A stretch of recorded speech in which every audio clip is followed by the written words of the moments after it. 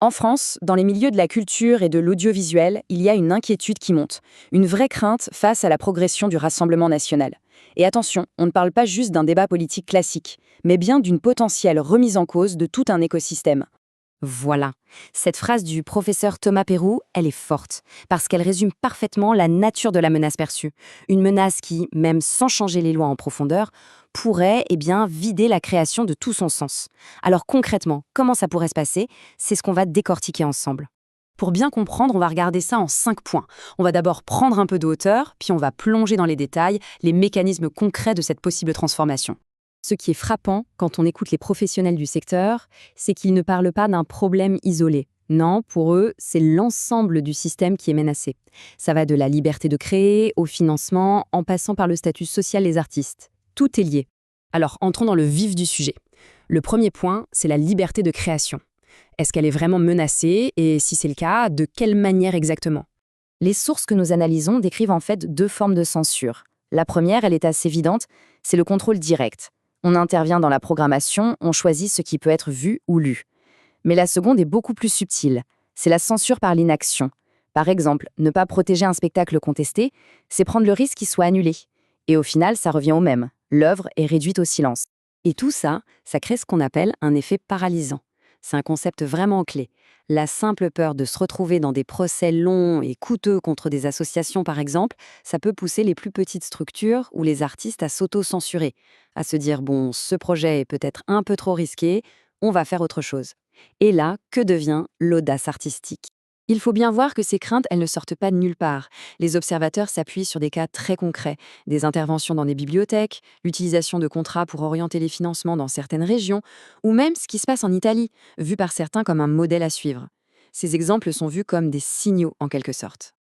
Après l'idéologie, passons à l'économie.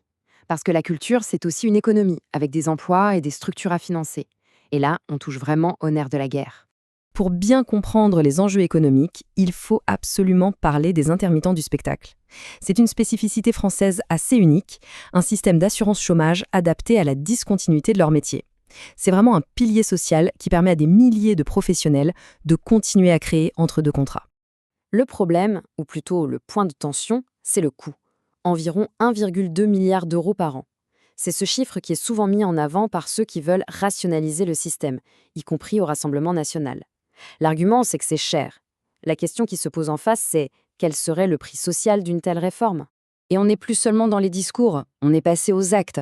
Cette chronologie, elle montre bien comment des positions politiques se sont traduites par des votes très concrets à l'Assemblée. Par exemple, pour supprimer un avantage fiscal. Forcément, ça alimente les inquiétudes des syndicats. Au-delà de l'argent qui va directement aux artistes, il y a une autre préoccupation majeure. Qui va piloter les grandes institutions culturelles du pays? Le scénario qui inquiète, c'est celui d'un grand remaniement par le haut. On parle de la suppression possible du ministère de la Culture, de la privatisation de l'audiovisuel public, ou encore de placer de nouvelles directions à la tête des grands théâtres, des opéras.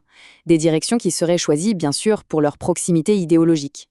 Bon, maintenant qu'on a vu les aspects idéologiques et économiques, essayons de rassembler toutes les pièces du puzzle.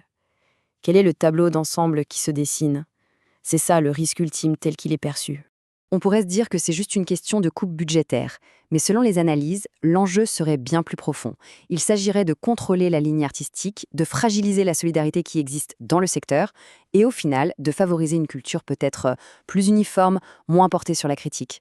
Tout ça nous amène à une question de fond, une question qui dépasse la politique française d'ailleurs. C'est la question du rapport entre le pouvoir et les arts. Qu'est-ce qui se passe pour un modèle culturel qui dépend beaucoup de l'État quand la vision même de cet État vient à changer radicalement? C'est une question qui reste ouverte.